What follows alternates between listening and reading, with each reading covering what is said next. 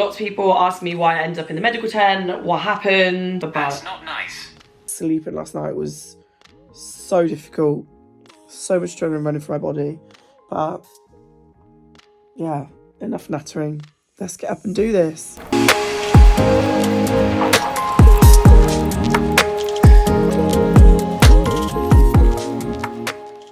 Hi guys, welcome back to my YouTube channel. I have no idea how this video is going to look, how it's going to work until it comes to editing, and I'm fingers crossed I get it right the first time, because I don't have the effort or energy in me to re-record it. I ran the London Marathon on Sunday. Obviously you guys would know that because I literally told every man and his dog that I was running the marathon, and I did the marathon. Weirdly enough, I did get trolled for talking about it. The DMs from random teenagers being like, no one cares. Well, do you know what? I don't even know what they were called. I cared because it was one of the worst and best experiences of my life. I should have actually worn my finishers t-shirt. I've not worn it yet. But all this effort for a free t-shirt and a medal. Though, apparently at the new Ballot shop in Oxford Street, you can have your medal engraved this week. So I'm going to try and find time to do that. And I also saw a video somewhere that somebody had theirs framed with their runner's number. So I don't know if I'm quite at that stage yet, but it's a memory, right? So I might end up doing that. I wanted to do a London Marathon vlog. So I recorded bits like of me in the morning, like getting ready, though it was like 5:15 when I woke up. And I'm not at that level of confidence yet where I can walk around in public vlogging or talking to myself. And I recorded like bits of like what I was taking with me on my runner's vest and what I had in like my bag in the lorry. And then what else did I record? Oh, I wanted to record bits going around on the race, but I didn't want to take my camera because it's additional weight, but I was going to have my phone on me. So I was going to do it. I'm attached to my pajamas. I was going to do it on my phone, but me and Apple have got beef right now, right? Because for some reason, and I don't know if it was because my phone was wet or like it was just being a pain in the ass that day, which was really annoying, is that every time I went to press record, it would like start and then stop and then not save any video. It would literally just go, no. I didn't want to stop to like restart my phone or reset it to get it to work. So when I was going over London Bridge, where all of the charities were, including like all of the refuge girls, I didn't get that on video, and I think actually that upset me the most because I really wanted that. And I really wanted to record me going over the finishing line, because like that's, you know, it was one of the most liberating, like best feelings ever. Like I was very emotional, and it would have been nice to see the best bit of me crossing the finishing line before everything else happened to me. So yeah, I've had a lot of questions about the marathon training, like things that I've learned, things that would I do it again, and I wasn't planning on recording the video literally 12 hours after I put the story out, but the London Marathon public ballot closes on Friday, I've been told. So literally I have to do this, because in case you're thinking about entering the ballot, you need to hear this video before you enter. I'm just gonna like run through people's questions, I guess. Quite a lot of them are the same as expected. So I'm gonna try and not make this really long, to get a fair amount of questions, which I'm so surprised about. Lots of people saying that it's not a question, but they're very proud that I managed to do the London Marathon. You know, it's something that not a lot of people do ever physically. So even if I am angry, upset, disappointed in my time, I'm still in that level of the population that actually managed to do it. So that's something to be proud of. And actually, you know, I think there were 50,000 runners, 2,000 people unfortunately didn't cross the finishing line, which I can imagine if you're one of those 2,000 people, you know, you must be really disappointed because the amount of effort it took to get there in the first place. But to even get there in the first place is like a huge achievement. Like not many people could even get to the starting line. So to not be too hard on yourself, even though I don't practice what I preach. I saw on the news this morning that the person that was the last person to cross the finishing line, I can't remember his name, but they did it in 8 hours, 10 minutes, and I think 52 seconds or 58 seconds. And it sounds long and you think, oh, like, well, whatever. I mean, first of all, he's 8 hours, 10 minutes faster than quite a lot of you guys that would probably moan about it. But also, I think he's got more respect from me than someone who finished it in 2 hours, because he had to be on his feet for 8 hours and 10 minutes. And the one thing about running a marathon is that it is just as much your mental capacity as it is your physical ability to run it.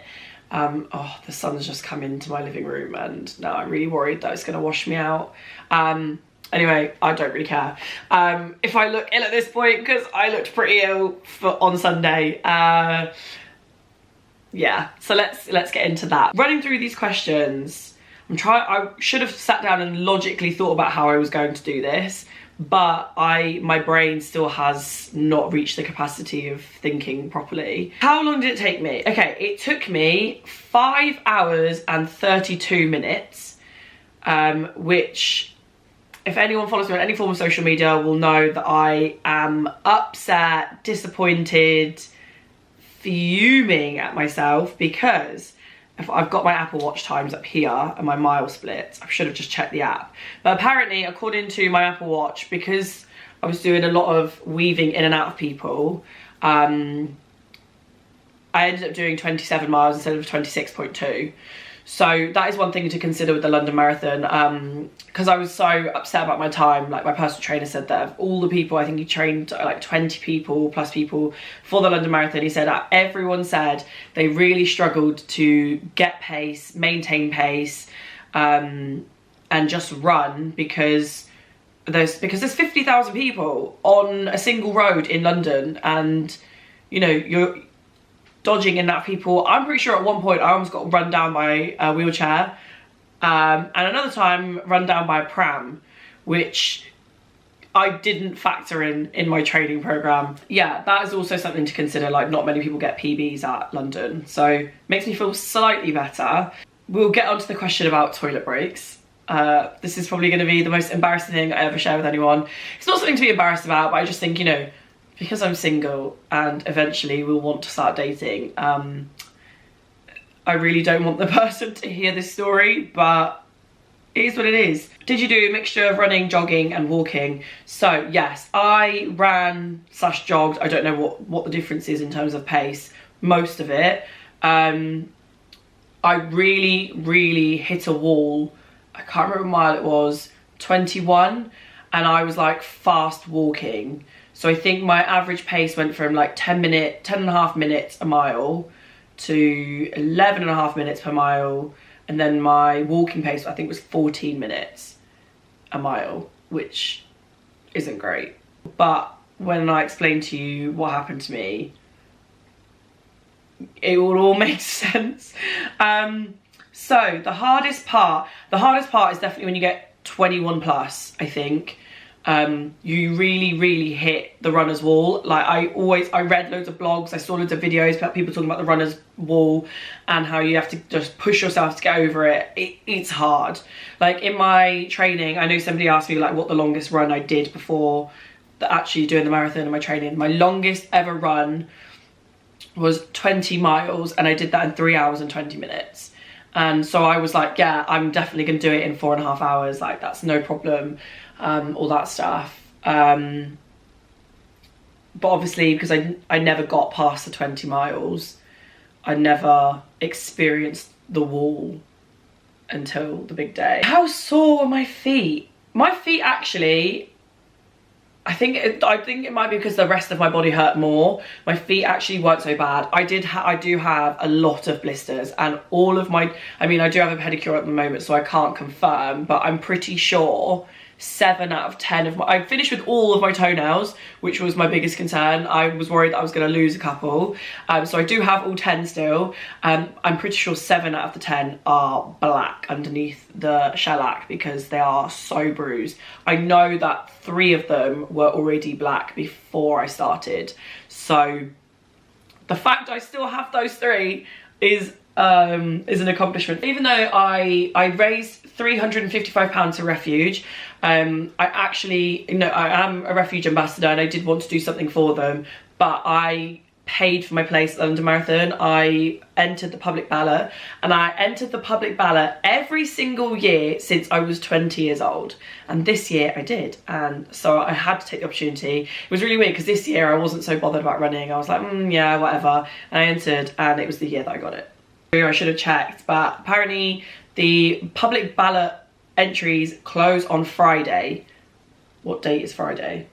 Where is my calendar? I'm not, this is not a natural style of content for me, so I'm obviously not very smooth at doing this, so I can only apologise. But Friday the 29th of April is what I've been told is when the public ballot closes. Afterwards, there are lots of charities that you can apply for public places for, charity places for. You will have to commit to raising an X amount of money for that charity for them to give you a place. Every year the marathon has an official charity. So this year was Great Ormond Street Hospital. Next year will be the Samaritans. So the official charity partner for London Marathon 2024 is the Samaritans. Really annoyingly, when I was at the London Marathon, before I'd even crossed the starting line, I got a notification through the app to be like, enter for 2024, and I was like, you must be joking. What was my training? Will I keep running? Yes. So I think there's this weird misconception about me that I am a runner. I am not. I have done I think I've done 5 half marathons in my life, which makes me sound like I'm a runner. I'm not. They were more in my peak physical fitness. I actually think I'm leaner and have less body fat percentage now than I was when I was in my earlier 20s, but that's just because my training had changed. But I was fitter in my early 20s, so I would just rock up to half marathon, no training, blitz it. Don't recommend doing that, because I was a broken soul and every single time, and I was actually in more pain doing that than I was after doing the full marathon, because I'd actually trained and looked after myself. But I have, even though when I started training for the marathon, running a mile felt like I was being, I could only say that it was like being hit by a bus. It was really painful. I hated every minute of it, but now I've like developed a weird love for running because I know I can do it. I want to see how far I can push myself or how fast I can run. Like every time I get a new personal best, it's like a weird dopamine hit. Is that the right word? Dopamine? Like I get happy every time I hit a new PB. Like my fastest 5k, I was like, yes. Like, and now I can do 5k in 25 minutes. And now that it's getting towards British summertime, touch wood, I'll probably enjoy it a lot more than in the cold, because the one thing about London, running the marathon in April is great because it's like the right temperature. Training in the winter, not so much. Worst thing ever, because you're not motivated, it's wet, it's cold, it's harder on your lungs, it's dark, all of that stuff. So trying to maintain consistency and preparation for that was incredibly hard. Someone asked me if my training only consisted of running or if I did weight training. I still did normal weight training up until February. So I was still going to the gym relatively normally and doing weight training up until the end of February. I was still doing upper body weights, but I was not lifting as heavy as I normally would. And just doing more reps because I didn't want to like overexert myself. Leg day, I have not done a leg day in a long time, so I cannot wait to try and do a squat for the first time, because I have, like, my nan had better knees than I do right now, and she was 85 when she passed away. So yeah, that would be an interesting experience. How many weeks did I train for? I started January the 1st. It was like my New Year's resolution thing. December is a weird month for me. Like it's my birthday, Christmas, work, like all these parties, it's festive season, right? So I was like, there's no point in me starting training now because I'll be demotivated, I'll be drinking, I'll be eating loads of food. So January 1st, I'll start like as my New Year's resolution. I actually have been pretty much teetotal. I've been drunk once this entire year, and I think I've had a drink on 3 separate occasions. So the first time, the only time that I was drunk, a HLD dinner and a friend's birthday. Everything else, I have been 100% sober. I can see the benefits. I see why people stay sober. I don't think I'm going to stay fully sober, but I think I'm going to keep not drinking as much. Like, I've now realised that I don't need to drink all the time to be able to have a good time. So that's one of the good things that I've taken away from the London Marathon. From January 1st to marathon day, that's how long I trained for, just under 5 months. So yeah, I guess you could say I prepared a lot for this. So like, I think on average, not on average, most of the time I was running 40 miles a week, in 10 mile, 8 mile intervals.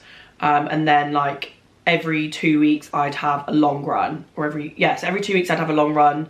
And it went like, you know, 10, 12, 14, 16. I didn't do an 18, I went straight to 20. Would I have done anything differently? I don't think there is anything I could have done differently. Unfortunately, I got ill 2 weeks before the big day. I got a cold. It was like symptoms of COVID. I did loads of tests, never came back with COVID, but I had a really bad cold. I was constantly coughing, couldn't breathe. Yeah, just really, really unwell. And I was like bedbound for like a solid 2 days. And I was really concerned that I wouldn't get better or well enough to run on the marathon day, because yeah, I'd given up so much of my life to be able to do it. And yeah, luckily I was well enough. I still sound a bit ropey, I think. It might be in my head, but at one point I sounded like a 45-year-old man who'd been smoking 40 a day for the last 15 years. Chafing. I didn't have any chafing during training, so I didn't take that into consideration. And I didn't know this had happened to me until I got into the shower. And I actually have a voice note that I was sending to my friend. I voice note when I'm in the shower. I got into the shower, was sending a voice note, and the moment the water hit my back, I yelped, and it's on voice note. But I'm trying to be nice about this. I do have chafing on my lower back. I don't know if you can see it on the camera. Yeah, they look like tiny, hopefully I didn't flash, tiny cuts, which had blood pouring out of them. Like, great, because I remember running, and there was a group of people in white vests running for a charity. I can't remember what the charity was called, but one guy in particular had blood stains on his back, and I was like, oh my god, like, poor lad, he's probably in so much pain. Little did I know, I also had the same problem. So yeah, and also I've got like little cuts here where my sports bra was chafing, which I didn't have in my training. So if I was to do something like this again, I would use, I think people used Vaseline. So either Vaseline or like my Egyptian magic cream, which is basically like olive oil, like thick olive oil moisturizer, just to stop that from happening. I also do think that the rain didn't help with the chafing situation, because obviously you're wet and your clothes are rubbing against you.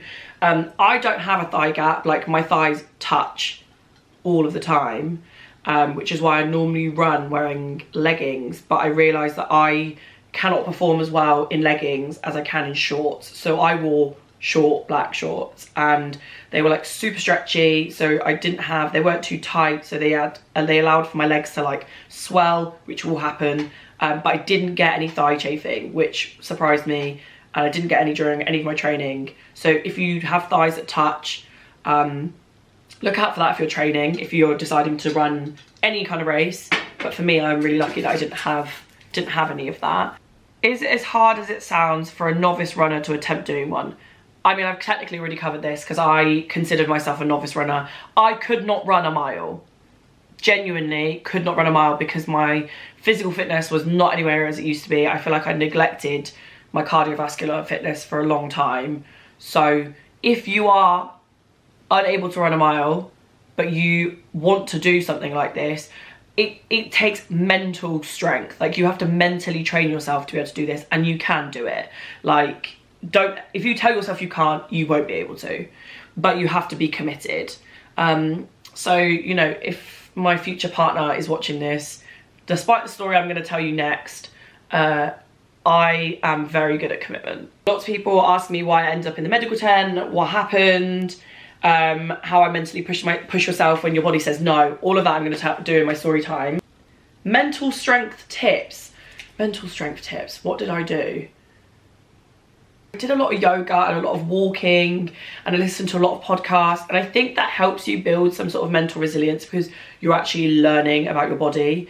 Also, a massive part of my training, which is just completely separate and irrelevant if you don't have a menstrual cycle, but I gave up hormonal contraception, like I've talked about it before. I use natural cycles, and knowing about my menstrual cycle was a massive part of my training, like not being hard on myself when I was going into my luteal phase, because I know that my body needs more calories, isn't as strong, cardiovascular speaking, isn't as fit, but in my follicular phase, I can lift more, I can run faster, I can run longer.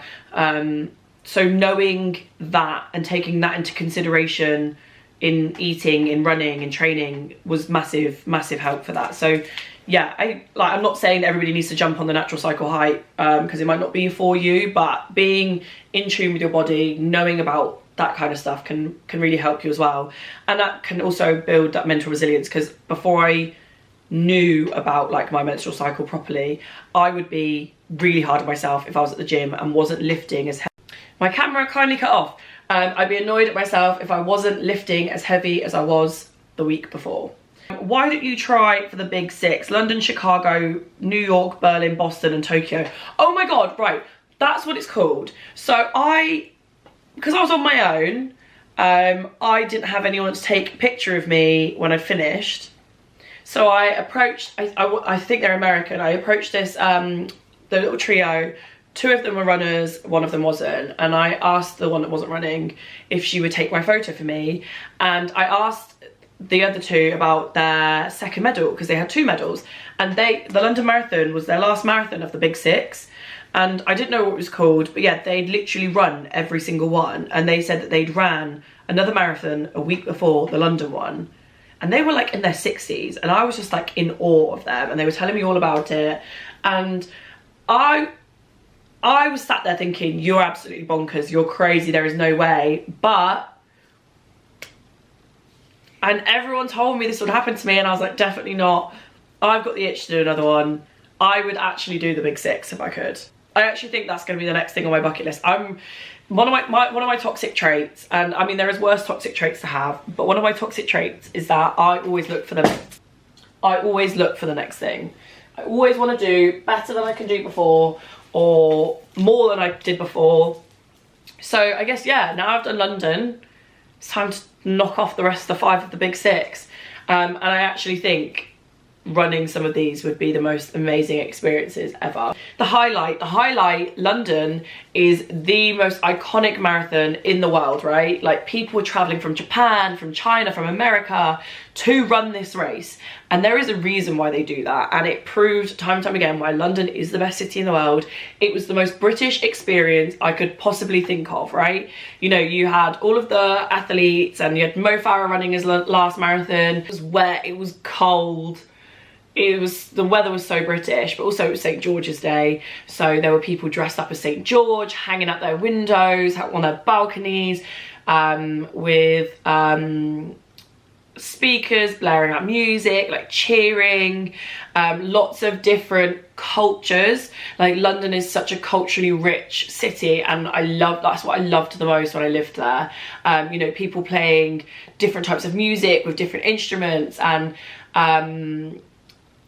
children lining the streets with signs and wanting to high-five runners as they went past, and some of the signs cracked me up, and it was like, one that sticks in my brain is "Run for your pussy," and it was a picture of someone's cat, and it was like, "Run to make your dog proud." I think that made me really emotional because it was towards the end, and my body had nothing left to give, and I just thought about my dog, and I almost burst into tears, which is massively embarrassing now that I think back at it. But yeah, and people drinking pints on the side of the road, handing out biscuits. By the way, rich tea biscuit when you're dehydrated, not the one. As British as it is, not it. But people trying to give beer to runners. Honestly, it was just so British, and I think that was honestly one of my highlights. And then the other highlight is when you, like for me, Westminster, like Parliament Square has always been a big part of my life, my adult life anyway. Obviously where I worked, like where I do all my campaigning, where I want to spend the rest of my life working, like it was, so to cross that, like come into Parliament Square and to go around St James's Park and then to come onto the Mall and see Buckingham Palace, which is why another reason why I'm annoyed that my iPhone wouldn't film, because it was amazing to see. You just get like you just feel a wave of emotions, like you're like, I'm almost there, I've almost done like the most amazing thing ever. And then I was never a long distance runner at school. I always did like 100 meters, 200 meters, relay, never did like long distance running. So like I'm good at like the sprinting stuff. So when I saw the 200 meter marker, I just felt the wave of energy to push myself, which I'll explain why I shouldn't have done that. But you just feel this rush and this wave. So yeah, those are my highlights. Like even though I was in so much pain, and I thought to myself quite a lot of the time, why the fuck am I doing this? One of the best days of my life, honestly. And I'm not just saying that because it's cheesy, it genuinely is. Would I do anything different? No, because the things that frustrated me are things that I can't train for, i.e. the weather, getting ill, being ill before the race.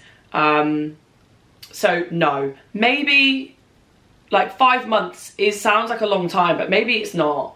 You know, people train for a lot longer. So maybe like if I was to do next year's London Marathon, start training now, just not as intense as I was, but like going on 10-mile runs more regularly throughout my life, so I don't feel like I'm starting from scratch every single time. What part of the course did you find the hardest? Okay, so I'm going to do the story time of why I ended up in the medical tent and in a wheelchair.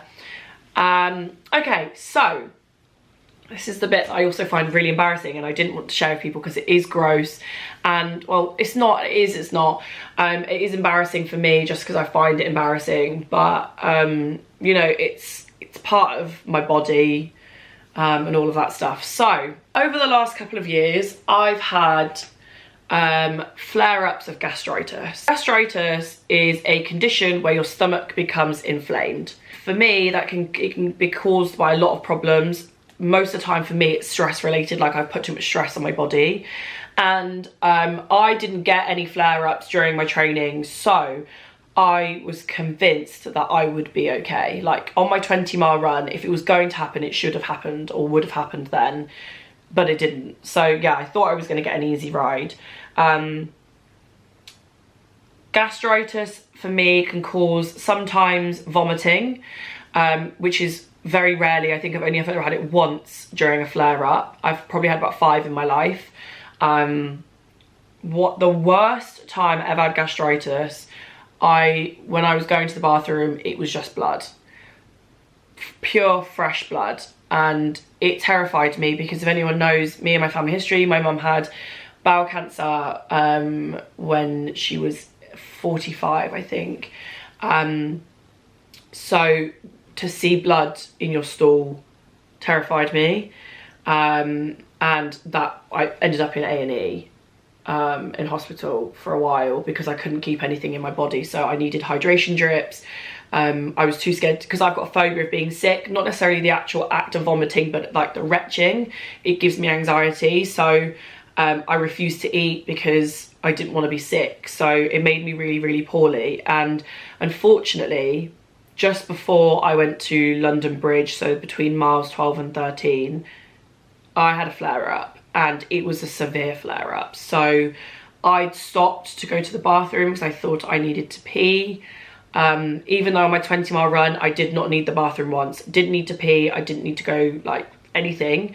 So yeah, I thought I needed to pee. I did not need to pee. I ended up going to the bathroom and passing blood. I thought, well, it's just stress in my body. It's nothing, like it's nothing compared to what it was. I'm just gonna keep going. Stopped at the next bathroom, same issue happened again. I went to go speak to a first aider. I'm also iron deficiency anemic, which sounds like I'm falling apart. It's actually really common for people that have menstrual cycles at, you know, your young age because of the loss of blood during your periods, etc, etc. So which can make me weak when I'm on my period. So I was losing blood and I was losing the ability to hold oxygen because my body struggles with anemia.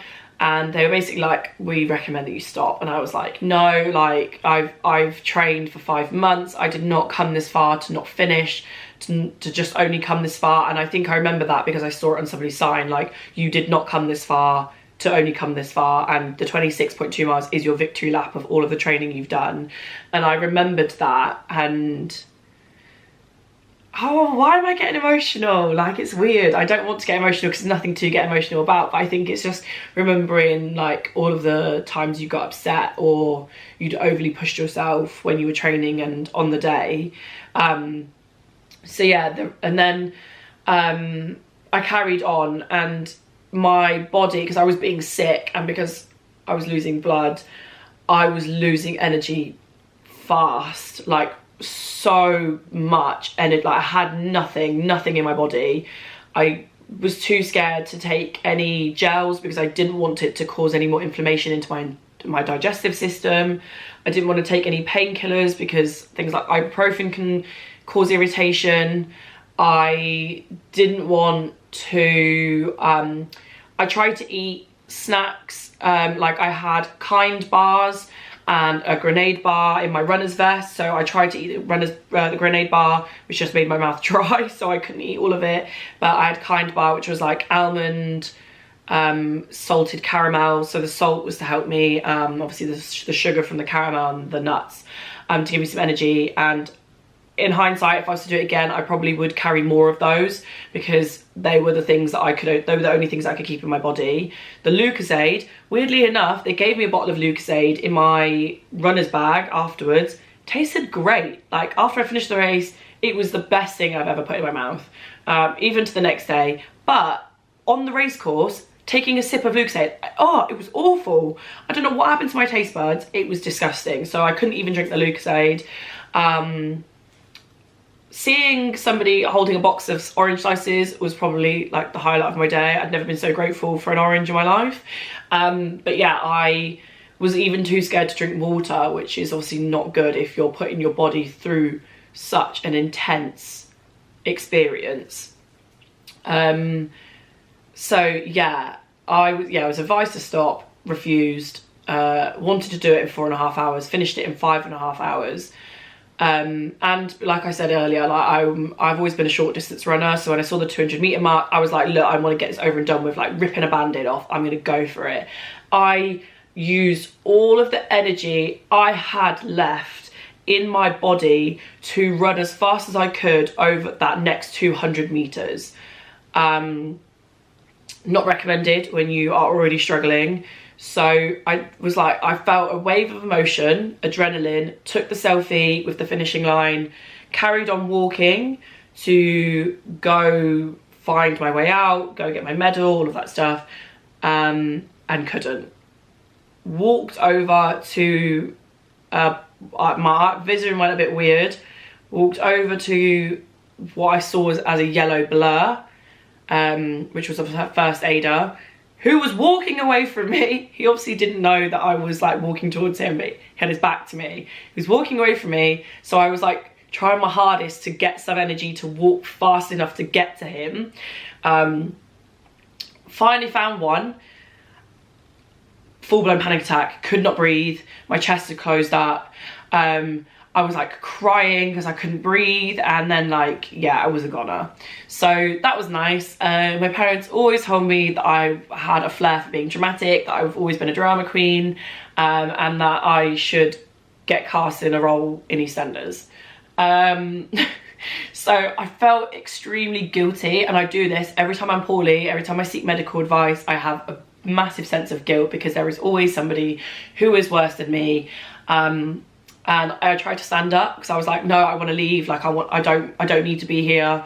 I tried to stand up, Someone was being looked at by a physio. The physio saw me try to stand up and I was like not easy on my feet, so sat me back down. Then came the wheelchair. Medic that was wheeling me in my wheelchair, I was very petite, she must have been about 5'2". For people that don't know, I'm just under 5'8", swollen, full of pasta, full of rice, full of chicken, pretty heavy going, like understandably. And there was a ramp and I tried to help her, so I tried to like scoot myself over the ramp, almost tipped myself out of the wheelchair, which I do have on video.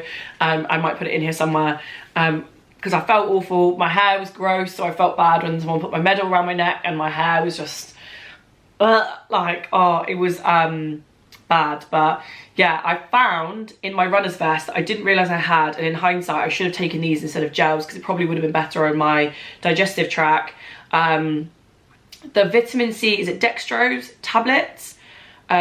Granted, the packet was absolutely rancid because it had been in my runner's vest, so it was ruined by water from the rain and sweat. But I'd opened that up, shoved a load in my mouth, had loads of water, felt a lot better when it started to kick in and get into my body. Felt like a rush of energy. So when they came to take my blood sugars, like I'd gone back to normal. The advice from the doctor was to go get a GP appointment or get a blood test if it keeps happening. Like, it's not just the stress, it might just be something else. Like I might be allergic to something, or I might have taken something. So before I do my next marathon, basically I was shitting blood.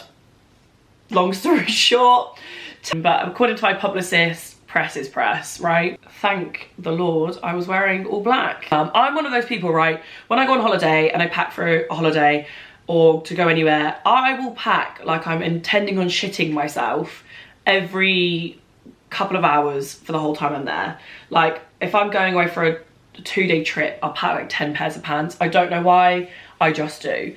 So when I finished, I had spare socks, Crocs, spare pants, a pair of jogging bottoms and a jumper. So when I crossed the finishing line, I was luckily, the bra that I was wearing a Gymshark bra. It was like a clasp and then it had a band underneath it. So I undid the clasp, so the band was holding it together. So that was like a sigh of relief because I could expand. Took my shorts off, put my jogging bottoms on, took my undertop, my runner's refuge vest off, put a jumper on so like I wasn't wet anymore or cold, and then like changed my socks because my feet were wet. Like I think that's what caused me to have so many blisters, because I didn't have blisters on my 20-mile run, because the fact my feet were soaked, they were rubbing, chafing, everything gross. So clean socks, not trainers, so my feet could relax, slides, Crocs, anything like that. Just had some post and my Apple Watch was recording that. Yeah, best decision ever. So yeah, if you're ever intending on doing a run, do that. But yes, if you are umming and ahhing about entering the ballot, that's not nice. I know. If you're umming and ahhing about entering the ballot, truth be told, the chances are if you apply, you're not going to get a place. Or if you apply for a charity spot, because I did that every single year, chances are you're not going to get a place. It sounds horrible, it sounds mean, it's just the truth. So just apply, because you might get a place and then you can decide. And then if you decide not to do it, it'll go to somebody else. So just do it, just apply, see what happens, take the chance. And if you get offered a place, I 100% recommend the experience. Yes, it will hurt. Yes, you have to put a lot of effort into training.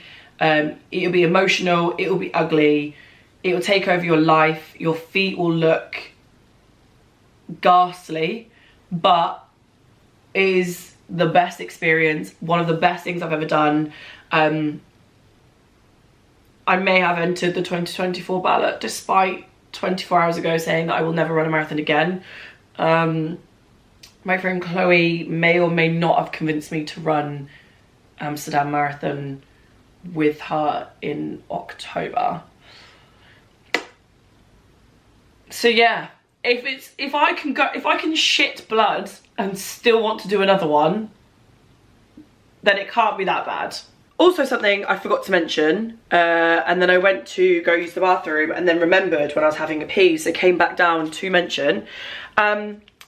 if you are a person that runs listening to music, to a podcast, whatever keeps you motivated, I have to listen to something. I can't run with nothing, which is something that I learned during the Sandringham half marathon, because we were advised not to wear earphones, which I will never listen to ever again.